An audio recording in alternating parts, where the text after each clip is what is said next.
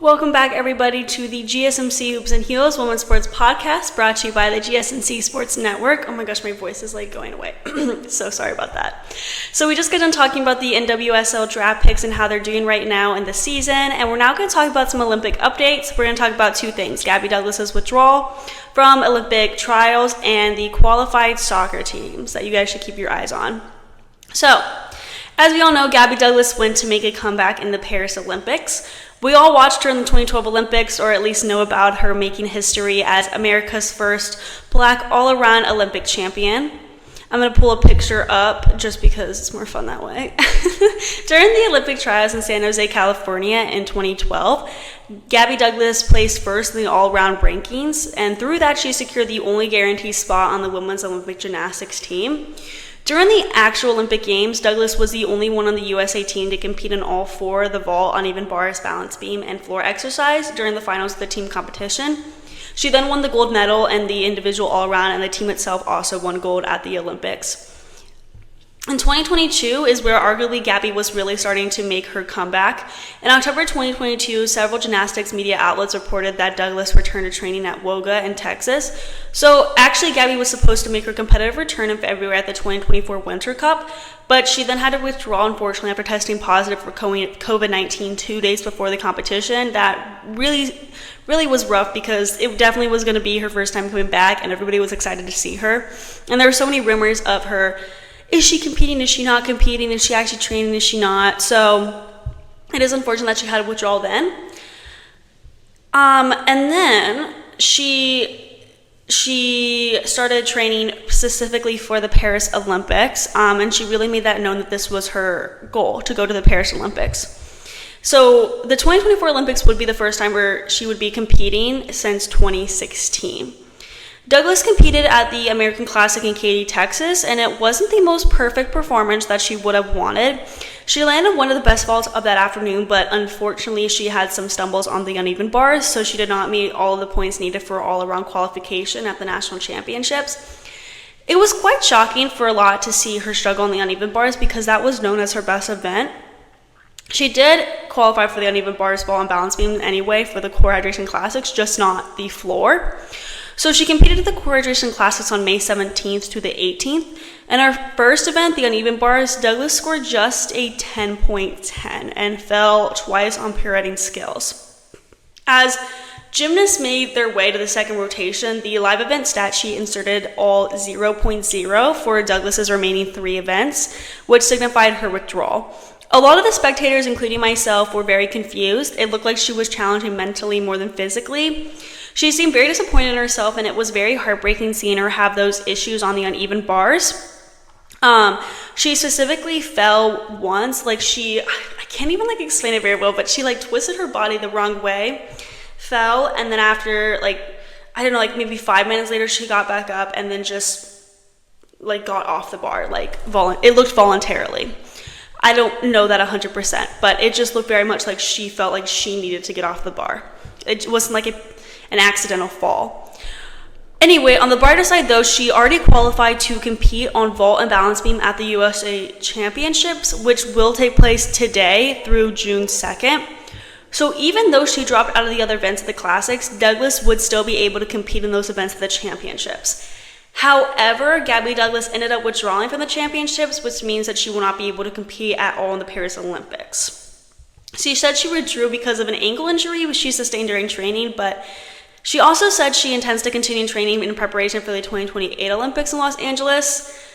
I'm hoping she's going to be on a brighter path for the 2028 Olympics, and it will be interesting to see if she continues training and preparing despite her age and having overcome so many difficult injuries. I'm rooting for her. I would like to see her compete at the Olympics again, but there are just so many younger gymnasts on the USA team that are just really, really making headlines, like Simone Biles. Either way, I think the USA team is going to end up being very strong despite not having the opportunity of the champion Gabby Douglas being on the Olympic team, even as an alternate or something. I'm hoping she makes a comeback though eventually, and we see her competing at other competitions from the time of this year to 2028. I don't know though. I really don't. And I hope that she comes out with more information, maybe social media post or something, or does an interview on like what her actual plan is for training and such. Because it does seem her injuries are very serious. And I mean, sometimes it's worse to just keep training on an injury. So we'll see. And I will make sure to keep you guys updated with that. So now we're going to switch over to talking about soccer. 12 footballing nations will battle it out at Paris 2024 in a bid to win an Olympic medal. Qualifications for the Olympic Games has previously been decided by World Cup finishings, but this year saw a change to the qualification system and a new reliance on the UEFA Nations League results. It was decided that the top 2 finishing teams from the 2023 to 2024 UEFA Women's Nations League would go on to claim a spot at Paris, a fate which now has been confirmed for Europe's top sides. A similar qualification system was then implemented for the American, Oceanic, and Asian and African federations. First, let's start with the qualifications by the UEFA Women's Nation Leagues. So it does get a bit complicated. So teams are split into 4 groups of 4 for the group stages in League A of the UEFA Women's Nations League, with the top 4 teams from each group progressing to the semifinals. The Netherlands, who were in Group A1 alongside England, Scotland, and Belgium, topped their group with 12 points and a goal difference of 8. The Dutch beat Belgium 4-0 in their final group game, which meant that the European champions England, despite winning 6-0 against Scotland in their final game, missed out on a chance for the Paris 2024 qualification. England failing to qualify means that Team GB, or Great Britain, the combined team of England, Scotland, and Wales, will not be competing in Paris. France topped Group A2 with 16 points, which saw them move on to the semifinals of the UEFA Women's Nation League. As the host for this year's Olympic Games, France has already qualified. Germany finished top of Group A3 by a single point, with Denmark just missing out on their chance to qualify for Paris. And reigning FIFA World Cup champion Spain took the remaining semifinal spot after topping Group A4 by 5 clear points. Spain went on to win their semifinals against the Netherlands 3-0 on February 23rd to secure their spot to Paris. Germany beat the Netherlands 2-0 in the UEFA Women's Nation League, third place payoff on February 28th to obtain the final European spot. Now let's talk about the qualifications by the CO and CACAFW championships. This is a very long acronym, and I don't know, some people like literally will say out the word, like sound it out. I like to say the letters because it gets so confusing, but this acronym stands for Confederation of North Central America and Caribbean Association Football. The USWNT won their spot in Paris after they won the championship in July 2022. They beat Canada 1-0, but Canada still qualified after a 2-legged 4-1 win out over Jamaica in a playoff match. So those teams will be there. Moving on to the qualifications by the, and I am so sorry I'm pronouncing this incorrectly, I cannot do accents. Moving on to the qualifications by the Copa America Femenina, Brazil and Colombia secured their qualification an entire 2 years prior to Paris 2024 when they both made it to the final in 2022. Brazil beat Paraguay 2-0 in the semifinals, which saw them progress to the finals, while Colombia won 1-0 against Argentina. In the end, it was Brazil who emerged victorious with a 2-0 win in the final, but both teams had already done enough to secure their spot at Paris 2024. Wow. The Olympics are this year, my bad. The third and final round of the 2024 AFC Women's Olympic Qualifying Tournament took place in February 2024.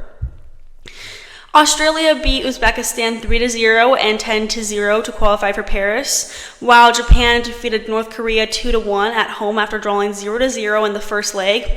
The 2024 OFC Women's Olympic Qualifying Tournament, AFC, AFC Women's Qualifying Olympic Qualifying Tournament was held in February with just one space at the Olympic Games up for grab. So New Zealand trounced the Solomon Islands 11-1 in the final to secure qualification to Paris. Nigeria and Zambia obtained the final 2 spots to Paris in the deciding matches on April 9th. Zambia needed extra time to eliminate Morocco, turning around a 2-1 first leg loss with a 2-0. Nigeria drew 0-3 with South Africa after a 1-0 win the following week. So here's the full list of nations that have confirmed their qualification for the Paris Olympics, just to wrap this up, make this make more sense. Okay, so we have France as the host nation. USA, Canada, Brazil, Colombia, New Zealand, Spain, Japan, Australia, Germany, Nigeria, and Zambia. So we're now going to move on to the next segment where we talk about who is competing in the Golf Women's Opens, specifically the people from the Epsom tournament. Before we get into that, we're going to be taking a very short break, so I will see you guys very soon.